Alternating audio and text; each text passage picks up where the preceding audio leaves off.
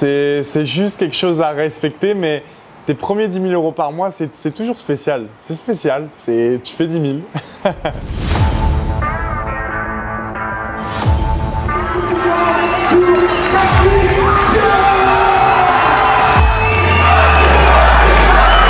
Je suis pas une offline, je suis pas une offline, je suis un charbonneur.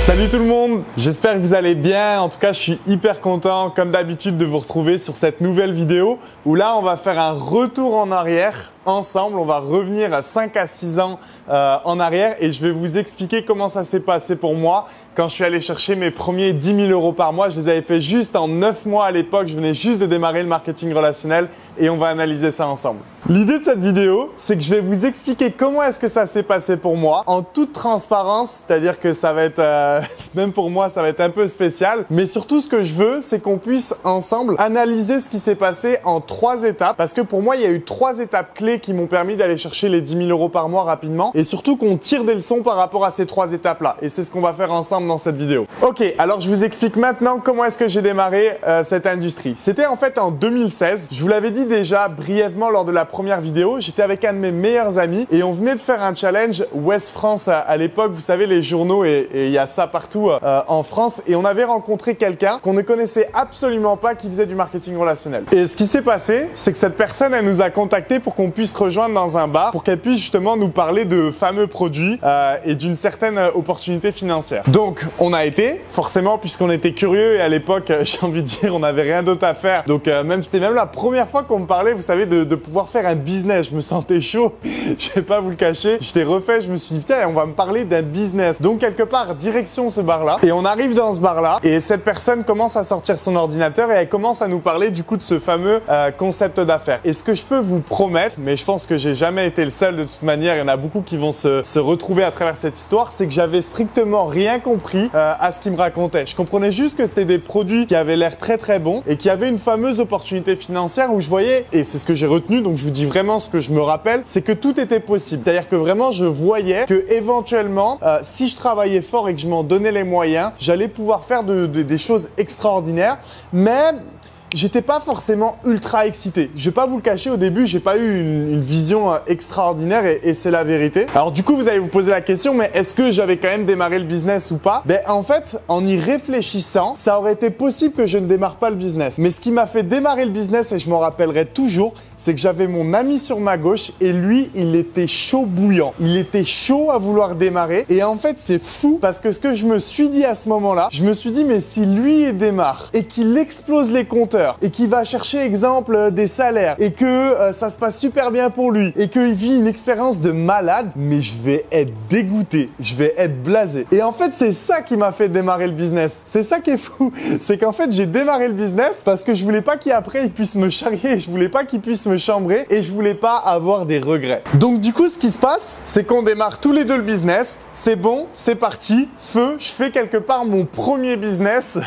Donc j'avais 18 ans et quelques. Et donc après mon inscription, qu'est-ce qui s'est passé? Eh ben en fait, strictement rien. C'est-à-dire que je me rappelle que le premier mois, je n'ai rien fait. Je n'ai pas eu de résultat. J'ai même pas mis en fait spécialement d'action en place. Et ça, en y réfléchissant, vous voyez, ça fait partie d'une des 3 étapes qui m'a permis de passer de 0 à 10 000 euros par mois. Et c'est ça aussi que je veux vous expliquer dans cette vidéo. Bien sûr, pas juste vous raconter mon histoire, mais que vous puissiez en tirer une leçon. Cette première étape, c'est pourquoi, en fait, je n'ai rien fait ce premier mois. Pourquoi? Bah, simplement parce qu'en fait, j'avais pas la vision. Simplement parce que je savais pas ce que ça pouvait au final m'apporter. Je savais ce qui était possible, mais je savais pas ce que ça pouvait m'apporter par rapport à ma personne et par rapport à mes rêves. J'avais pas fait la connexion, vous voyez. Mais ça fait partie de mon histoire. Et ce qui est super intéressant, c'est de savoir après cette étape-là, quel a été mon premier élément déclencheur pour m'amener à l'étape numéro 2, l'étape quelque part où je comprends en fait tout ce qui se passe, l'étape où j'ai la vision, l'étape où les choses changent. Cette étape-là, elle est super simple, c'est qu'un jour je reçois un coup de téléphone et on m'explique qu'il y a un big événement, je ne savais pas du tout ce que c'était, un big événement soi-disant de marketing relationnel où on va prôner du développement personnel, on va prôner de la formation sur nos produits, services, on va prôner de la formation sur l'opportunité financière, sur comment être être entrepreneur, comment être un investisseur. Et c'est un big événement qui se passe à Vienne en Autriche. Et à ce moment-là, vu que j'avais pas la vision, j'étais encore envoyé dans l'étape numéro 1 où je n'ai pas de résultat parce qu'il n'y a pas d'action, parce qu'il n'y a pas de conviction. Ben, la réalité, c'est que je me vois pas aller à cet événement-là parce que j'avais pas déjà beaucoup d'argent. Donc quand on vous dit qu'il faut partir en plus à Vienne en Autriche, ça faisait même pas un mois du coup que j'avais démarré le business. Ben, c'est pas évident quoi, parce que tu te dis, attends, je viens déjà de mettre de l'argent dans un business et c'est la première fois que je fais du business. J'ai pas une grande conviction, mais il faut que je remette de l'argent pour aller à un événement où soi-disant je vais entendre des gens qui ont beaucoup de succès et surtout ça va pouvoir m'aider. Est-ce que je le fais ou est-ce que je le fais pas? Et vous savez ce qui a fait que j'ai été à cet événement-là? C'est la même réflexion que j'ai eue quelque part pour mon inscription. Cette réflexion de me dire, mais si je ne vais pas à cet événement-là et que c'est un truc de malade, mais je vais être dégoûté quoi. Est-ce que j'ai juste 1% de chance d'avoir des regrets si je n'y vais pas? Et si la réponse était oui, alors il fallait absolument que j'y aille. Et c'est comme ça que j'ai réfléchi. Et c'est d'ailleurs comme ça que je réfléchis tout le temps. Et ça, je peux vous jurer, ça a été l'élément déclencheur qui a tout changé. Parce que du coup, me voilà avec mon ami direction Vienne, en Autriche. On est tous les deux. Et là, on part à un événement où il y a des milliers de personnes. Un événement où je me rappelle, t'es un gosse de 18 ans, t'y vas, c'est la première fois que j'avais mis un costume, c'est la première fois, vous savez que je crois que j'avais été à Zara juste avant, acheter un costume juste pour ça. Et puis t'arrives dans une grande salle et tu vois tout ce monde et tu vois ce jeu de lumière et tu vois cette ambiance et tu vois cette hype et tu vois tout ce qu'il y a. C'est stylé quoi. Et puis là, j'entends les premiers speakers et à un moment donné, je m'en rappellerai toujours,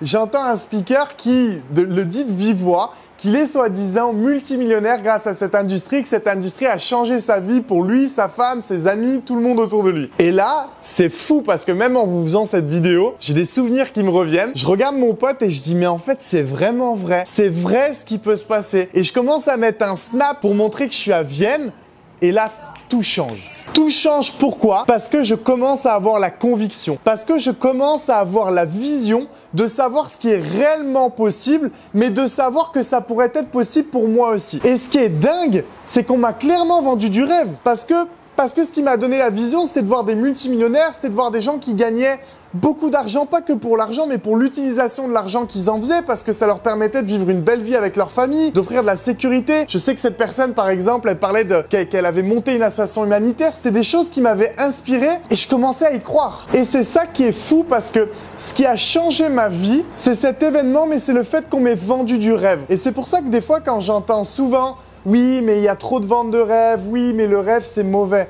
Mais c'est du bullshit, les amis. Ça, c'est de la merde, ces conseils-là. Parce que la réalité, c'est que si on vous vend pas du rêve, alors comment aujourd'hui vous pouvez vous battre pour une vie meilleure? Comment est-ce qu'aujourd'hui vous pouvez vous battre pour ce que vous voulez vraiment? Et moi, j'étais heureux qu'on me vende du rêve. Parce que le rêve est accessible. Ce qui est important, c'est de ne pas vendre juste du rêve si on n'explique pas quelque part comment est-ce que c'est possible, la difficulté pour y arriver, et si on balance juste le côté positif sans expliquer quelque part les côtés négatifs ou les sacrifices. Mais cette personne, elle avait expliqué qu'il fallait beaucoup travailler. Donc le fait qu'il m'ait vendu du rêve, ça a tout changé. Ça a tout changé parce que à partir de ça, grâce à ça, j'étais devenu ce gosse qui s'était autorisé à rêver, autorisé à accepter le processus et qui avait enfin compris qu'est-ce qu'il avait entre les mains et la puissance de l'outil qu'il avait à disposition. Et ça a été ça l'étape numéro 2 dans les 3 étapes qui m'ont permis d'aller chercher les 10 000 € par mois rapidement. C'est que cette étape numéro 2, ça a été l'étape du déclic. Et enfin, l'événement se termine. Il avait duré 3 jours. Je repars avec mon ami dans l'avion et on retourne en France. Et là, les amis, c'était terminé. Là, le game, il était plié. Pourquoi est-ce qu'il était plié? Parce que je suis revenu en France avec une énergie, avec un enthousiasme, avec une vision, avec des rêves plein la tête. J'étais un gosse qui avait juste une envie, c'était de dévorer le monde. Et donc, qu'est-ce que j'ai fait pour dévorer le monde et aller rapidement chercher ces 10 000 € par mois? J'ai fait ce qu'il fallait faire. C'est-à-dire que j'ai juste parlé de ce que j'avais vu. J'ai juste parlé de ce que j'avais ressenti. J'ai juste parlé du futur et de ce qui allait se passer. Parce que je faisais comprendre aux gens autour de moi que j'invitais pour faire découvrir cette opportunité, que c'était pas une hypothèse qui allait se passer, que c'était pas peut-être, mais que c'était sûr qu'on allait faire des grandes choses, que c'était sûr que cette opportunité allait changer des vies, que ce que j'avais vu, je l'avais vu dans un autre pays et je voulais que ça se passe ici. Et donc, je suis enfin rentré dans l'étape numéro 3, l'étape quelque part de l'accomplissement, l'étape que 99% des gens ont vue. Et il y avait simplement mon ami qui avait vu les 2 premières étapes. L'étape où les gens m'ont vu réussir très vite parce qu'en fait, ils ont vu juste une personne qui avait la vision. Et donc, je le répète, quand tu as l'énergie, quand tu as, vous voyez, je sais pas comment expliquer, quand tu as ça ici et que tu parles juste aux gens de ce qui va se passer et que tu leur expliques ce qu'ils vont ressentir, le futur qu'ils peuvent obtenir si aujourd'hui, quelque part, ils font cette activité, cette opportunité, qu'ils y mettent de l'énergie, du travail, mais ça, on va les aider, on va les accompagner, qu'aujourd'hui, on peut aller chercher des revenus résiduels et que ces revenus résiduels-là vont nous permettre de pouvoir mettre plein de gens en sécurité. Et ben, j'avais tellement, vous voyez, les amis, ce désir ardent. J'avais tellement cette rage au ventre que même si j'étais étudiant, même si j'étais à temps partiel et que du matin jusqu'en fin d'après-midi, j'étais à l'école, même si j'avais que très peu de temps pour moi, le peu de temps qui me restait, je le passais à partager cette vision. J'étais pas celui qui connaissait le mieux le marketing de réseau. D'ailleurs, j'avais aucune connaissance, j'avais pas de compétences. Rappelez-vous, là, dans ce moment-là, il y a un mois où je n'ai rien fait et après, j'ai juste été à un événement. Je me suis formé pendant 3 jours lors de cet événement-là, mais c'est surtout le moment où j'ai eu la vision et je suis revenu en France, donc j'avais pas de connaissances, j'avais rien de particulier, mais j'avais faim et j'avais envie de réussir et j'avais envie d'aider les gens. Donc quand je sortais des études, j'avais une telle croyance, j'avais une telle conviction que la réalité c'est que je voulais juste aider tellement de gens et je voulais que tout le monde sache que j'avais vécu et ce qu'on pouvait réaliser ensemble. Et c'est ce qui fait que j'avais zéro préjugé parce qu'en fait c'était même pas question d'un business. C'était question, c'était comme ça. À chaque fois que je voyais quelqu'un, il fallait que je lui parle de ça, il fallait que je lui parle de ce business. Et vous savez comme moi que le marketing relationnel, c'est juste en parler, c'est juste communiquer. Donc, la clé, c'est aussi ce qu'on appelle cette loi des nombres. Au plus de gens, vous allez parler de vos produits et de vos services et de votre opportunité et au plus de réussite vous allez avoir dans votre business. Donc, en fait, en réalité, c'est que c'est la seule chose que j'avais compris, c'est que j'en parlais à tout le monde. Je me rappelle, je pouvais être chez mes parents, que s'il y avait des amis à mes parents qui venaient, j'allais leur parler du business. Je pouvais être à l'école, que c'est pas bien ce que je vous dis, mais je vous dis la vérité. J'en parlais parce qu'en fait, c'était tellement plus fort que moi que j'en parlais partout. Et je pense que ce qui m'a amené rapidement aux 10 000 € par mois très jeune, c'est juste que je pense que les gens avaient peur aussi de pas me rejoindre. Quand je vous dis peur de pas me rejoindre, pas parce que je faisais peur, loin de là, mais parce que je pense que des fois, on a peur de ne pas rejoindre des gens qui ont une telle énergie inconsciente que l'on ne comprend même pas, qu'on se dit que s'ils sont comme ça, alors il faut que je sois à côté. Il faut que je comprenne pourquoi il y a cette énergie. Il faut que je comprenne pourquoi est-ce qu'il est comme ça. Il faut que je comprenne ce qu'il a ressenti, ce qu'il a vu. Il faut que je m'autorise à croire à sa vision pour au moins voir ce que ça va donner. Et c'est ça qui a fait la différence. C'est qu'en fait, je me suis rendu compte que les gens me suivaient pour quelque part aujourd'hui cette vision que je donnais et pour aujourd'hui, ce projet qu'on pouvait bâtir tous ensemble. Et ça a été mon étape numéro 3. Cette étape en fait d'action massive, cette étape où on partage juste ce que l'on a ressenti, cette étape où aujourd'hui on le partage juste au plus grand nombre de possibles en utilisant la loi des nombres, et cette étape où on a un total détachement émotionnel de ce qui peut être dit autour de soi. C'est-à-dire que je me rappelle que mon environnement me dise que j'étais fou, que c'était pas possible. En fait, je vais même pas vous dire que ça me touchait pas, c'est que j'ai accordé zéro importance tellement que j'avais une conviction extraordinaire. Donc il y avait un tel détachement émotionnel qui permettait cette loi des nombres que j'avais aucun doute que vu que ce que j'avais vu c'était réel, je le savais, je l'ai vu de mes yeux, je savais que ça allait se passer. Et c'est ce qui a fait aujourd'hui que des centaines de personnes ont rejoint mon business très jeune, sans connaissance, et c'est ce qui m'a monté à 10 000 et quelques euros par mois en moins de 9 mois.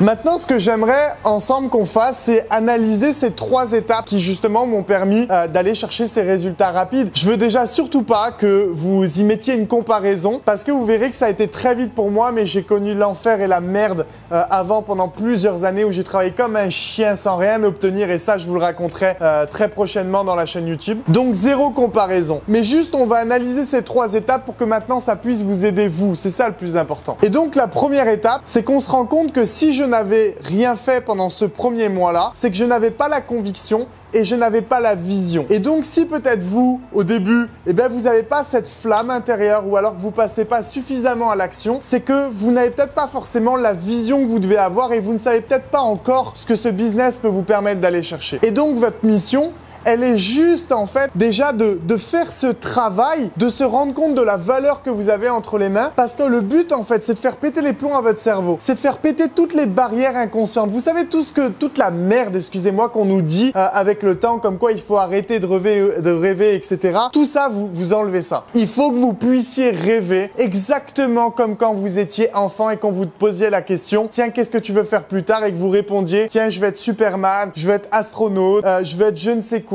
Parce que juste vous rêviez, que vous aviez pas de croyances limitantes. Donc c'est ça la première étape quelque part que vous devez faire. C'est cette étape-là déjà de comprendre ce que vous avez entre les mains, de faire péter les plombs à votre cerveau, d'avoir la vision pour ne pas avoir été et ne pas être du coup dans l'étape dans laquelle j'ai été, qui est ne pas passer à l'action parce que je ne comprends pas. Ensuite, du coup, la deuxième étape, vous l'avez vu, dans laquelle j'ai été, cette étape du déclic, elle est très importante parce qu'elle montre aujourd'hui que tout le monde peut réussir. Elle montre aujourd'hui que vous pouvez réussir et que même des gens autour de vous peuvent réussir. À partir du moment où ils comprennent pourquoi, à partir du moment où on leur fait ressentir ce qui peut se passer dans le futur s'ils vous écoutent dans le présent. C'est ça la clé. Et c'est ça, encore une fois, ce qui s'est passé pour moi. Sans cet événement-là, je n'en serais pas là aujourd'hui. Donc, si vous voyez des gens autour de vous qui n'ont pas eu ce déclic, exprimez-leur ce qui peut se passer dans leur futur si jamais ils vous écoutent dans le présent, et amenez-les à avoir des déclics, à aller sur des calls de formation, à aller dans des événements pour créer cette étape numéro 2 qui est l'étape du changement, de la prise de décision, du déclic. Et enfin, vous voyez, l'étape numéro 3 que je vous expliquais, c'est une étape où au final, je vous donne pas vraiment de connaissances méthodologiques et techniques,